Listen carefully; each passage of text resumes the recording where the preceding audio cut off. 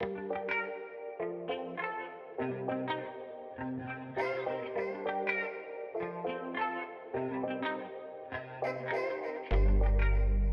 everyone, welcome back for another whiskey review. Well, I've been sitting here for, it's just gone bang on 2 hours and 15 minutes on a marathon effort of, well, discovering the hell out of this Advent calendar, which was very graciously gifted to me all the way back in 2018, 2019 by Drinks by Dram. And it's been very patiently waiting for me to come and discover the very interesting mixture of drams that have come out of this box. You know, there's been Scotch whiskey, Australian whiskey, Irish, and even some American bourbons as well. And I knew the contents of this particular Advent calendar. You know, I've said a few times tonight during all the reviews I've done, I've had it for a great number of time. And before starting the reviews tonight, I knew exactly the contents, what each windows are and all that kind of stuff. And this whiskey in particular, I mean, you already know what it is because the title says it. I left it for last on purpose because hopefully if you have seen the other reviews I've done tonight, there's no point doing this as one of the earlier whiskeys. Because when you drink this, nothing else is going to make sense. And I did want to spend an extended period of time to talk about this particular whiskey and how much in love I am with it overall. Well, I mean, it's empty now. I've got the last dram out of it. The Caol Ila 12-year-old single malt Scotch whiskey. Now, Caol Ila is from Scotland, as many of you know. If you didn't know, I've just told you. It's a peated smoky whiskey. And I've been to Caol Ila in 2018 during my Scotland trip. And spent just a very magical few hours at the distillery on a rather cold, very bitter winter's morning. It was in March in 2018. I went there and it was just awful.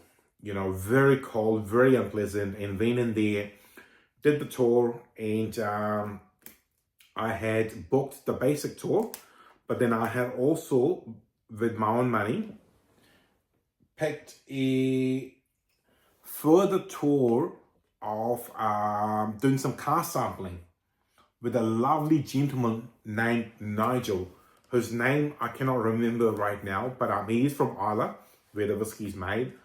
And Nigel just took me on one of the most interesting flights of whiskies I've ever tried. In fact, if you've been watching my channel for a very long time, there's a particular photo that I've used to identify the channel, you know, as an icon. That's actually me drawing a sample with a Valanche straight out of a barrel at Caol Ila. It was just magical. And Nigel, to his credit, just took a lot of time to explain all things Caol Ila to me. I don't quite recall what the list was, but it was something around sort of 8 to 31, 33-year-old Caol Ilas. And I just remember being very, very happy. Just so happy. You know, I'm in this warehouse sort of scenario, drinking these cask samples, looking at a body of water, which is a channel of water that runs between the island of Islay and Jura, and looking at the paths, which are these two volcanic islands on, the volcanic islands on Jura, and just drinking these amazing peated whiskies and thinking, this is heaven. You know, I've made it. I've somehow left New Zealand. I am in heaven, and it was just magic. And that has kicked on a continual pursuit of everything Caol Ila. But this is the flagship release they obviously do, the Caol Ila 12-year-old, where it's very peated, very smoky. But that journey, that day, that time I spent with Mr. Nigel has created a lifetime pursuit of trying anything and everything Caol Ila I can come across. And you would have seen on the channel, well, 10, 12 days ago, I named this particular Caol Ila as my Whiskey of the Year for 2024, which is a single cask bottling by the Single Cask. And I've chosen the particular cask and the label for it, which just makes me so happy. And that shows you how much commitment I have towards Caol Ila. But also, any number of other independently bottled Caol Ila bottles. So I'll admit to not having tried a lot of official Caol Ila bottlings, other than what I tried as cask samples on that day with Nigel in the warehouse. I've only ever tried, I think, the 18-year-old and the 25-year-old. The 25 is very, very nice, but very expensive. But the 12-year-old is such a happy medium for me. And I'm someone who's not afraid of drinking smoky whiskies. I like them. I really, really enjoy peated whiskey. And the Caol Ila 12 is kind of like the center or happiness of the very best you can get from that tiny, tiny island of Islay, where I spent magical 6 days, you know. Probably took 40% of my time out of the whole Scotland trip, which was only 14 days. Was time well spent. And directly before that day, I had probably preferred drinking more of the Bruichladdich drams.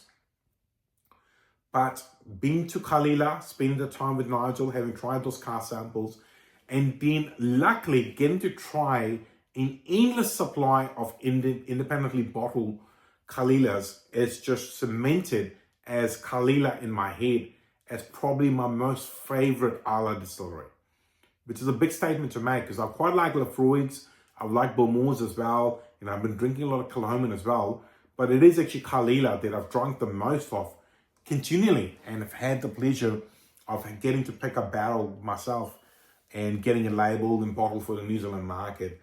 But the Caol Ila 12 is one of those center pillars of the very best Islay can produce. It is available globally. You can pick it up in most duty-free shops, most online shops or liquor stores, but also, if you're lucky, a good restaurant or a good whiskey bar would always have the Caol Ila 12-year-old available, which is a statement, you know. Diageo, who owns the distillery, luckily they have great distribution, so people get to try it. And this actually ends up being one of the earliest peated, smoky single malts people get to try. In the last sort of, I mean, I've been around the whiskey traps for a little while, both as a consumer, connoisseur, and a retailer. Laphroaig seems to be just dominating the market at the moment. You know, ever since their ownership has gone to the Japanese company, they are just pushing Laphroaig everywhere.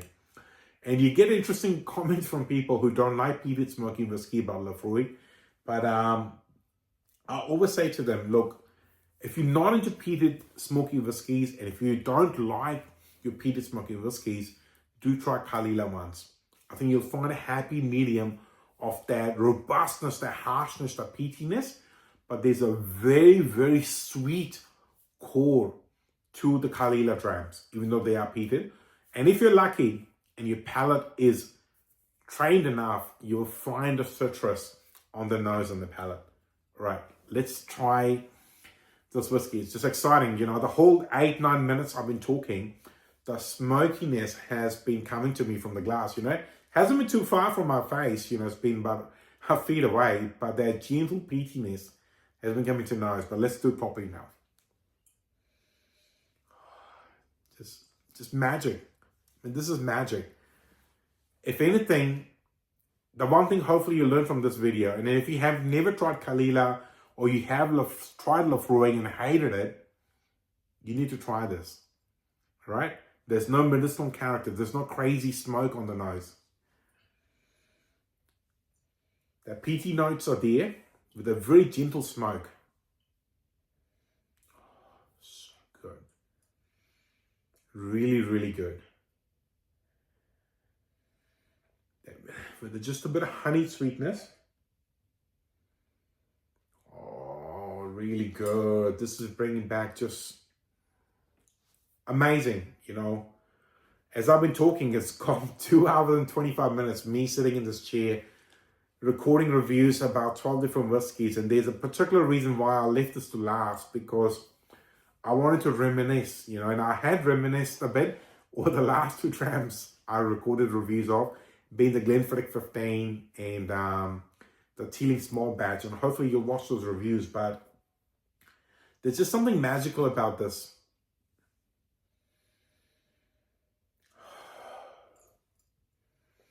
And that gentle citrus is there. You do find it. You just got to give it time You got to take your time with this whiskey. You know, it does take a little bit longer to open up, and you got to kind of push past the peaty notes. You know, it does take a time.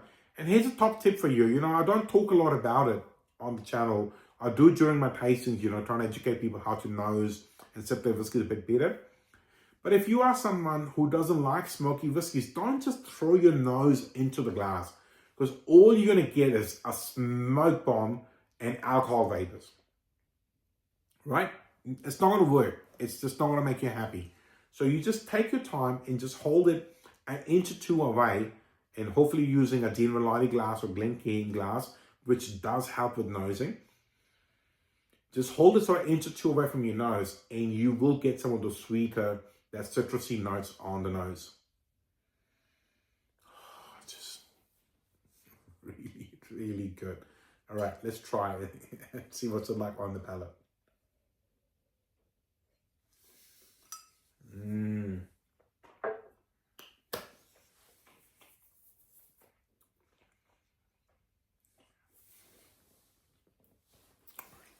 Smoke.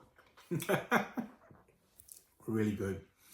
Really, really good. And it just feels like the most amazing way to finish an outstanding effort on my own part for, well, coming up 2.5 hours now of trying interesting drams from all around the world to finish on a peated whiskey, one of my favorite peated whiskeys. The smoky character, the light honeyed sweetness, the little bit of citrus is there. Really rewarding. Now, the only thing I'll say is the Caol Ila 12, the standard Caol Ila 12, has jumped big time in price. And I think that's got more to do with its availability. Maybe there's not a lot more of it going around. And I did mention before that Laphroaig is just dominating the market with its both 10-year-old and select. So obviously, whatever they're doing, they're getting it right, and there's a lot more of it available, and it's very competitively priced.